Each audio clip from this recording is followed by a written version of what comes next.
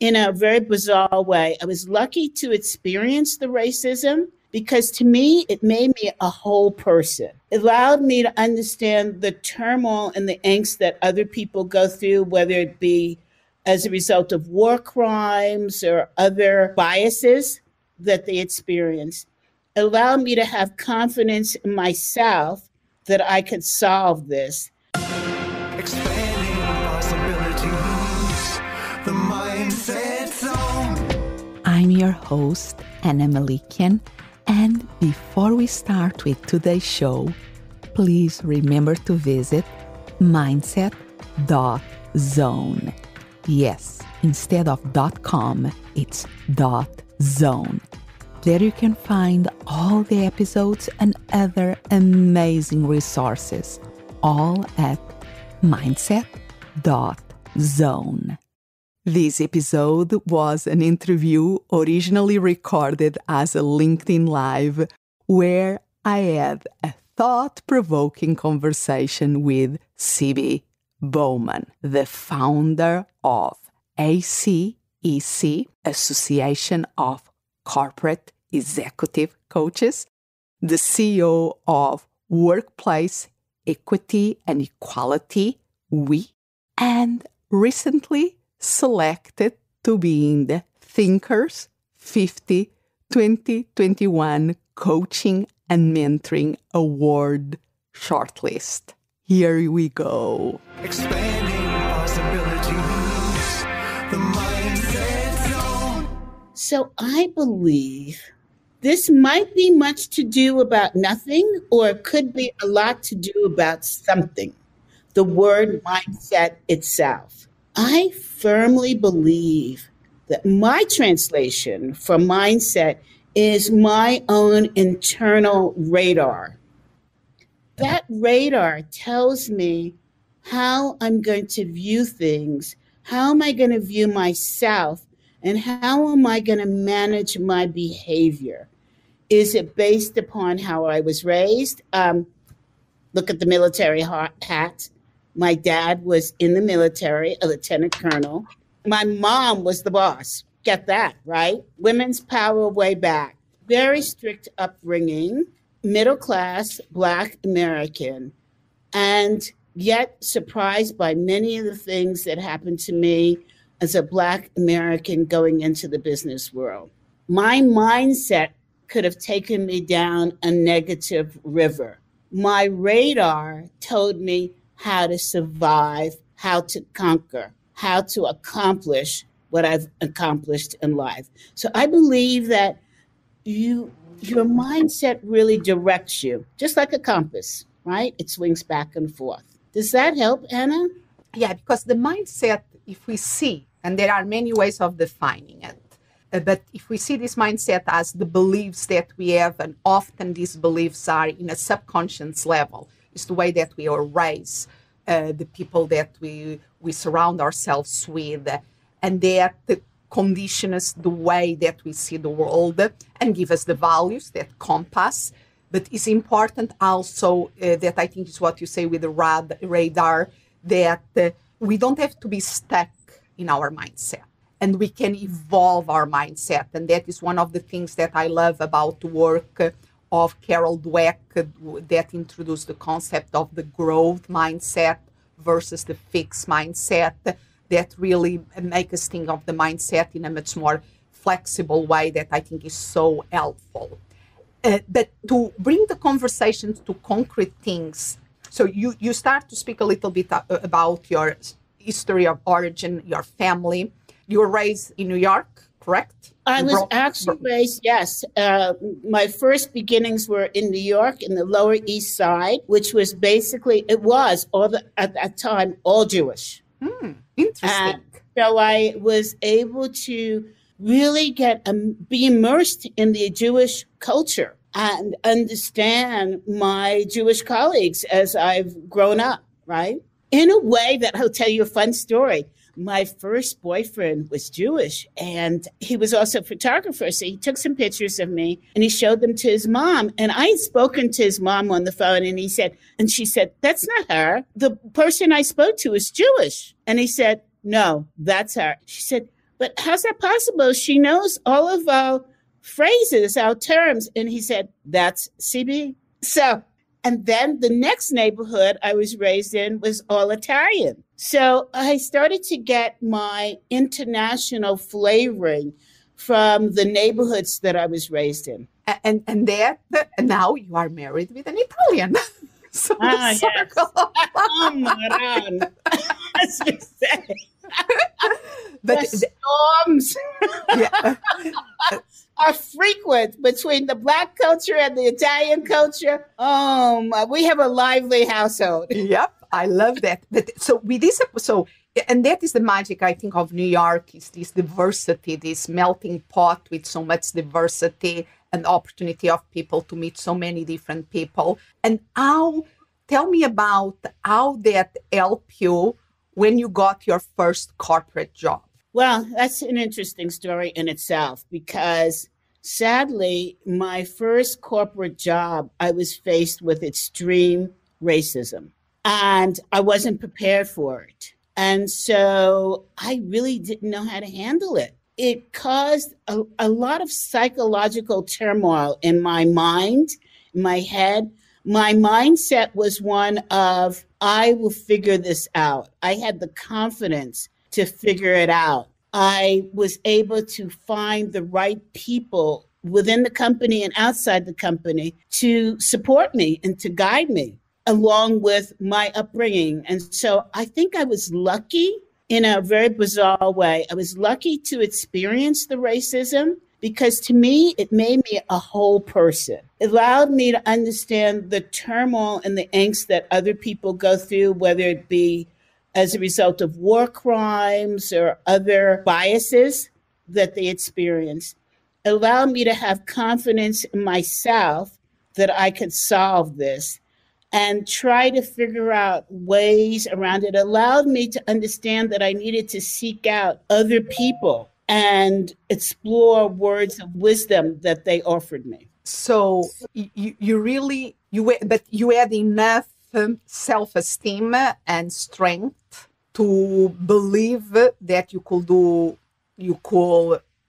overcome the challenge. I had enough courage to fight back and to figure out ways that I could find people around me that respected and loved me enough to support me in learning how to fight back in various methods. And for this particular situation, the method was learning corporate speak, learning corporate behavior, learning how to challenge back corporately. And what was the way, trusting in yourself, in your courage, surrounding yourself, bringing other people to help you. And that is saying a lot, because sometimes we don't look for these alliances, but you look for this alliance. Can you tell us a specific story that illustrates this? Oh, I could tell you many stories. I remember that I had a manager who asked me to go, mandated that I go and pick her up lunch. And it wasn't in a form of, let's have lunch. Do you want to pick it up, or I could pick it up? That sort of, inclusion way. It was, you go and get me lunch. And when I refused to, she sat and drew pictures of little pygmies with bones in their head and distributed them in the department that were representations she felt of me. Whoa. Yeah. This was other times. But Anna, I don't know what other people's experiences is, and how it translates into life is the killing of Floyd. So it's not really other times, right? This perhaps was more subtle because I'm still walking this earth and able to talk about it. Sadly, Floyd isn't. No, it's you totally raise you raise. I think now corporations and people in corporations will not do that, unfortunately, because they are afraid of the consequences of it, not because they change their own mindset about the right thing to do in many cases. I have to challenge that. I think This is absolutely being done in corporations now. I think that what's happened is corporations have become smarter about how they do it.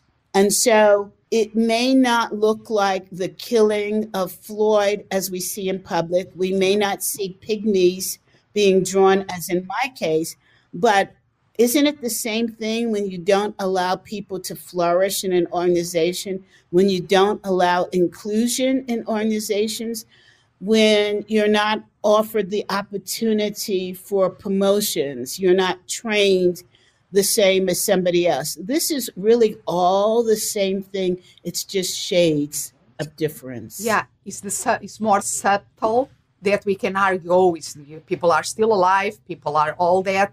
But because it's subtle, it's more difficult to see and more difficult to fight against. Yeah. I mean, the old expression is for people of color, is it better to live in the South or better to live in the North? Well, in the South, racism is spoken about, unlike pre-Floyd. It's experienced. You know your boundaries, which are sad, but they are boundaries and they are known. In the North, it's covert. So which is better, knowing or hidden? And let's talk about mindset. Having the mindset to lead you through whatever adversity you face is the true goal of mindset, in my opinion. Now, Anna, you come from the beautiful Portugal. And for everybody, that's Anna's accent, which you would love. She adds S's to things and things like that. But I'm sure when she came here to the United States, Anna, you could speak to this, there were challenges that you faced, but you had the mindset and the intelligence and the smarts to not only survive, but to flourish. I will go one step back first here, because when you ask, and we always challenging each other, because that is part of our friendship culture, and is the way that we learn new things and we think things in a different perspective.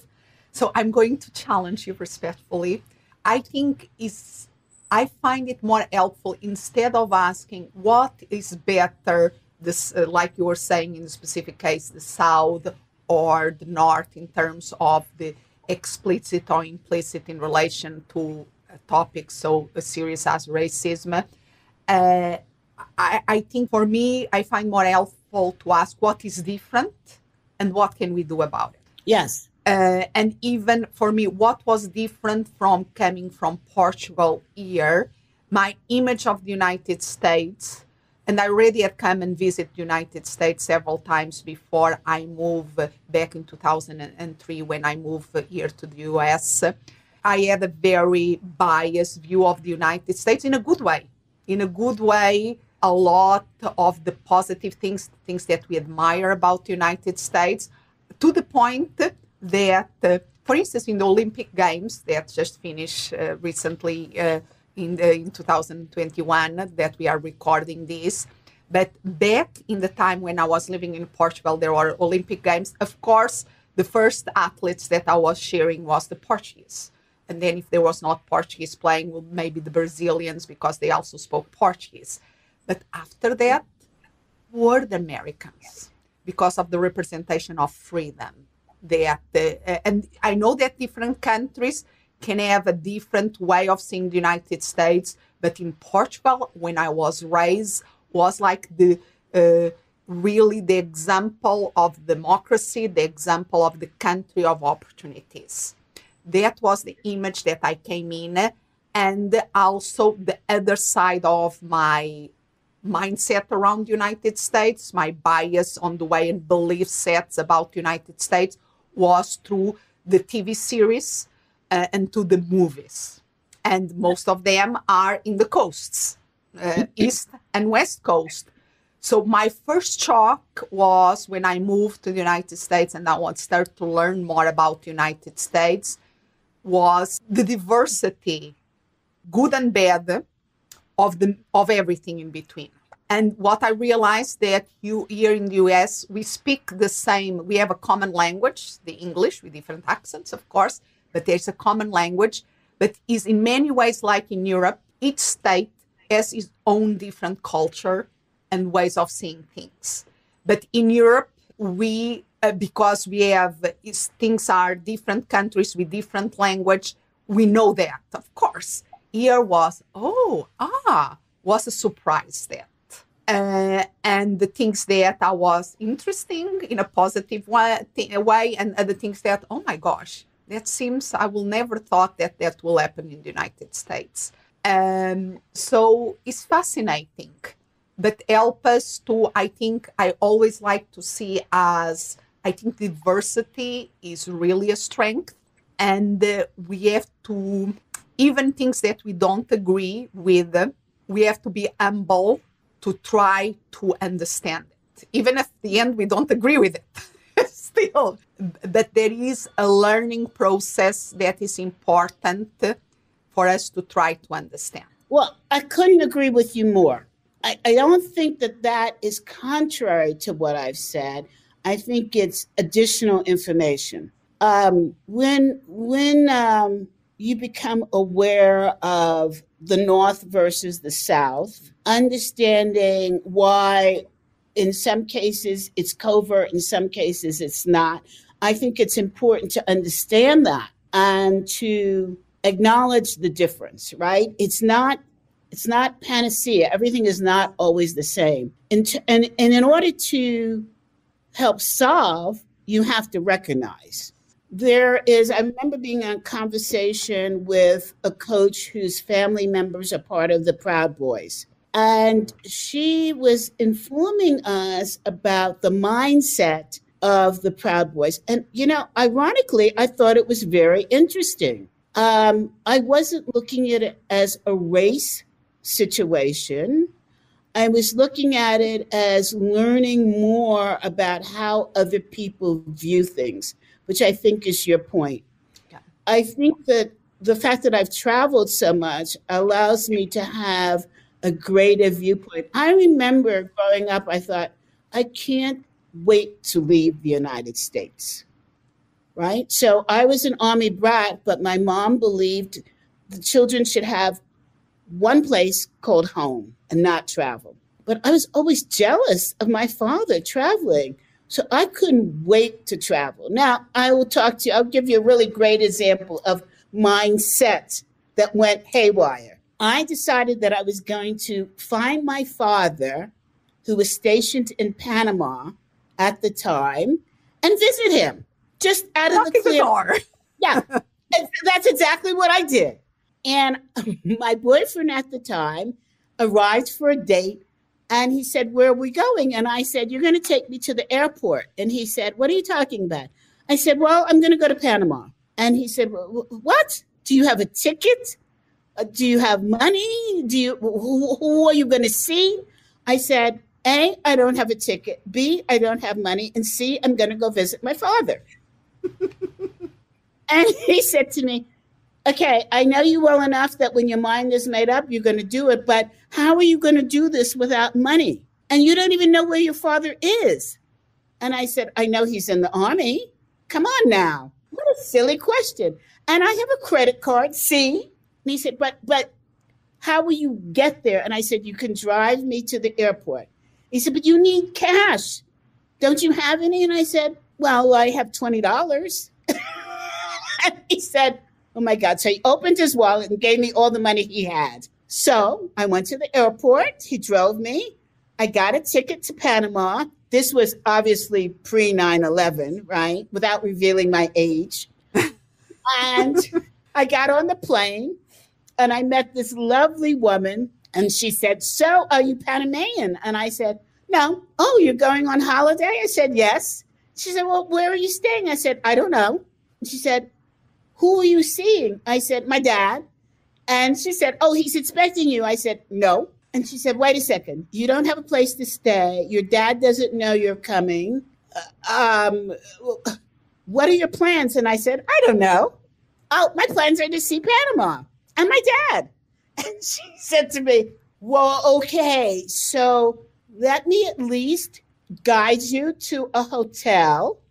And she did, and it was magnificent. And here's my phone number. She was Anything? Panamanian, in case you get into a jam. And I said, not to worry, I won't, but thank you. So I go in the hotel, I check in, I pick up the phone, I call the army, and I said, I'm going to talk to my dad. And they said, who is your dad? And I said, James Bowman, and he's stationed here in Panama. Well, is he expecting you? I said, no. And they said, well, do you know what branch he's in? I said, no, but please find him. And they said, miss, where are you staying? And I told them, they said, well, that's good. That's a safe place. That's where the military families stay. And I said, all right, well, can you find him now? And they said, all right, hold on. About 20 minutes later, my dad gets on the phone. And he said, where are you? And I said, in Panama. He said, What the where? And I told him the hotel. He said, stay there. 15 minutes later, he's knocking on my door and he said, are you crazy? He said, does your mom know you're here? And I said, no. And he said, okay, let's call your mother. So he calls my mother and he goes, okay, do you know where our daughter is? And she said, well, she's in New York. That's where she lives now. And he said, no, she's in Panama. Here, talk to your mom. And so my mom gets on the phone and she goes, what does your dad mean? You're in Panama? And I said, yeah, Mom, that's where I am. But talk about mindset. I brought with me a winter wardrobe because in my mind, if it was winter all over. And in New York, there was a snowstorm. And my dad and my mom went bananas. And my dad said to me after he hung up, he said, don't you ever go anyplace. I said, excuse me, I'm an adult. He said, well, an adult doesn't do this.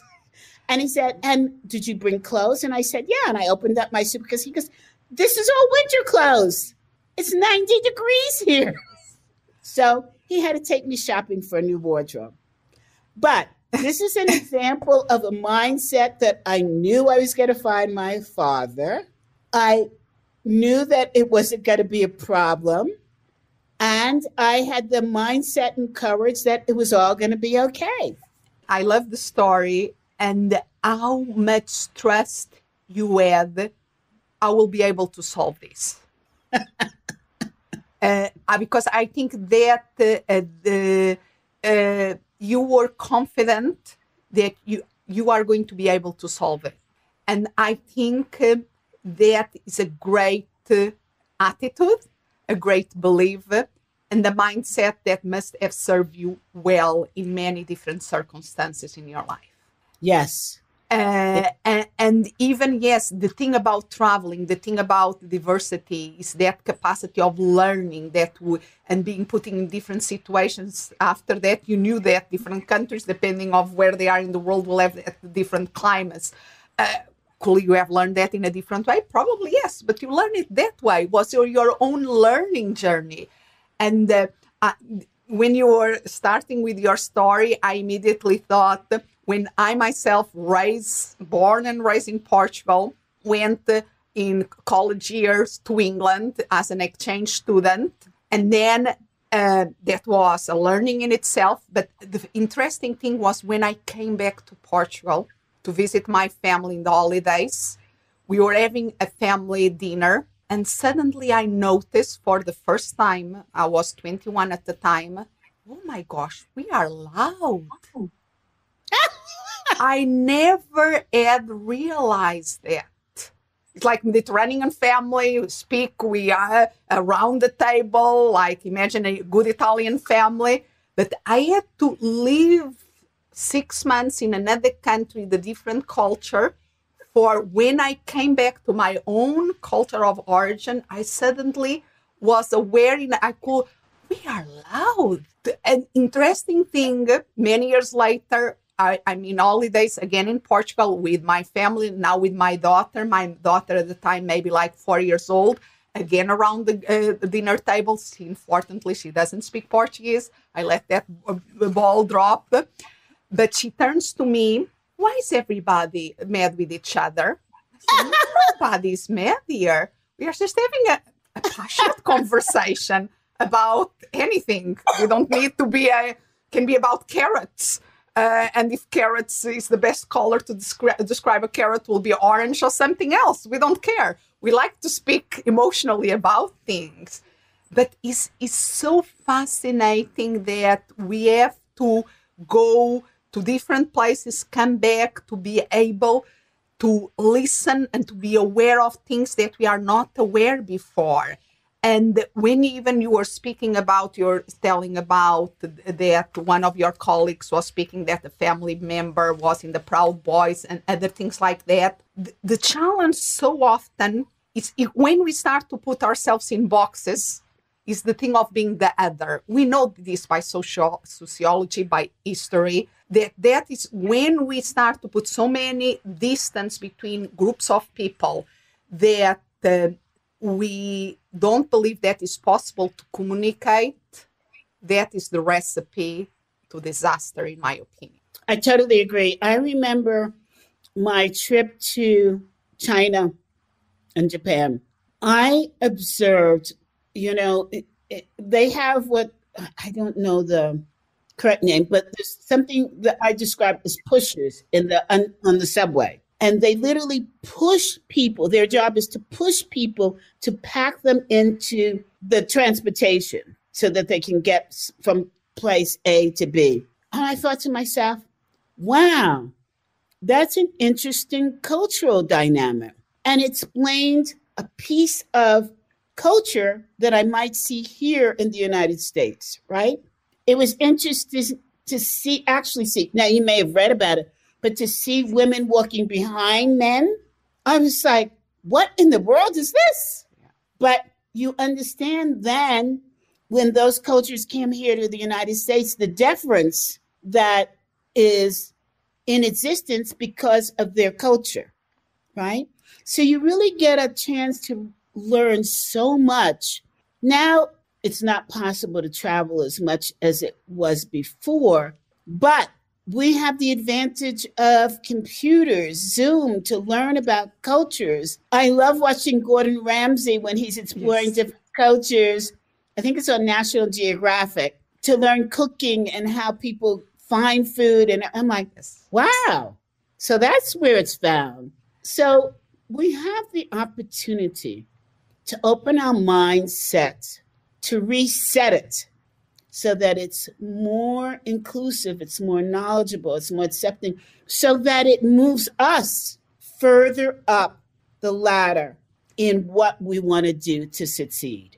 Absolutely. I just want to reflect back a couple of, the importance of communication, the importance of learning, the importance of even the traveling and the seeing different things. And that brings me to other two topics that I think are so important nowadays in corporations, both as somebody working in a corporation or as the executive coaches, leadership coaches that help organizations. That is representation and working in a virtual world and working at this distance, working from home. Because I think one of the arguments, in my opinion, for representation is that if you don't have representation of different groups and variety and diversity on the decision table, there are things that you are not going to be aware of. And you have to have those voices that have a more, because of their upbringing, because of their own personal stories, they will have an input that from more open and aware and travel that you cannot have the same. So we really have to keep that, in my opinion, the effort in terms of representation to amplify the pool of opinions and perspectives to help us see the complexity of things.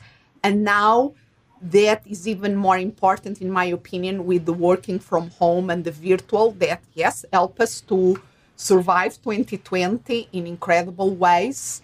And at the same time, we don't have the water cooler experience of the office anymore. And how can we, because even going back a little bit to you're saying your father was in the military, like it or not like it, when the military was not an option, was everybody, boy at a certain age had to go to the military, was a big melting pot culturally. People were together that they, in other circumstances, were not together. Now, because it's a voluntary thing here in the United States, there is already it's not as diverse as it was before. The workplace can be more diverse, but if we don't have to go to the office, we don't have the challenge to overcome and to understand so well the other. It's easier to stay so I would love to listen to your thoughts about that. So there was a couple of things that you surfaced, and I should have written them down, but I didn't. One, here it is. The first step within the office is diversity. The second step, which is equally powerful, is inclusion. And they're very different. Diversity, you're invited to the party. Inclusion, you're invited to dance at the party. I like that. Thank you.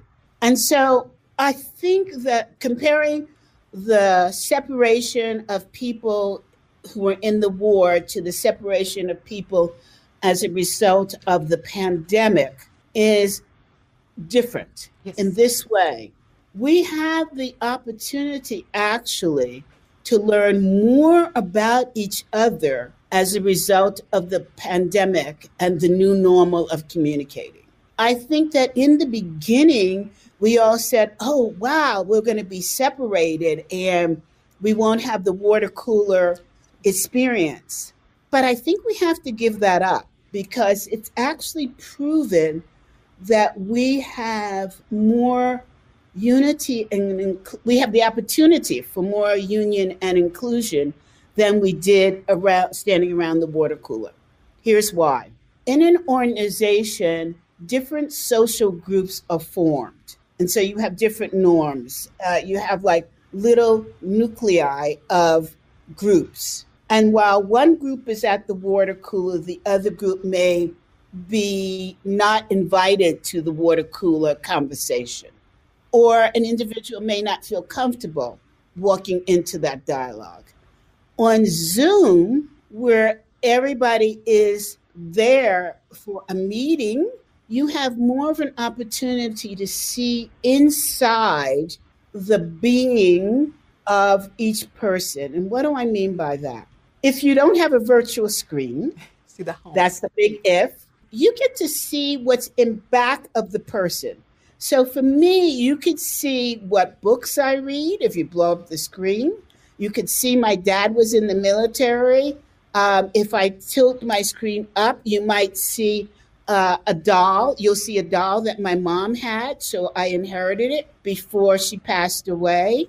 You'll see stores that I shop at. You'll see organization for clips and things like that. You could tell I'm a very organized person, maybe extremely.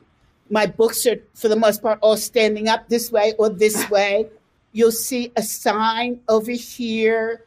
You'll see how I'm dressed. You'll see my hair. In other words, you get to start to experience more about the person than you would in an office setting. You may see some religious artifacts. You might see or hear my four-legged preacher. Sir London Slate Bowman, who is a Karen Terrier, which means he owns the space, right? You might see my husband floating in and out, right? You'll see my husband is not Black. You'll see he's older. He's a silver fox. He looks like one of the Sopranos, right? So you'll get to, if I'm in the kitchen, you'll see, if I turn my camera, you'll see a whole row of cookbooks because he's a chef, right? I used to own a catering business. You'll see a tapestry that I bought when I was in Belgium. So you get to see more about me than my suit in a corporate setting. For me, that's an opportunity to discuss. It gives you freedom to discuss the person. It gives you the opportunity to have an inclusion or inclusive conversation. oh, I see you have a book about gardening, right? And then the whole dialogue starts. It's not either or. Right. Is how can we bring and how can we learn and how we can transform. I always love that phrase, if life gives you lemons, do lemonade. And I go now to the extreme, if life gives you lemon, do lemonade, or if you fancy, lemoncello. So we have to have this capacity of transform things and be open to things. I hope you enjoyed this conversation. Learn more about CB at cbbowman.com. Expanding possibilities, the mindset zone. Thank you for listening, and remember to visit mindset.zone. Yes, instead of .com, it's .zone.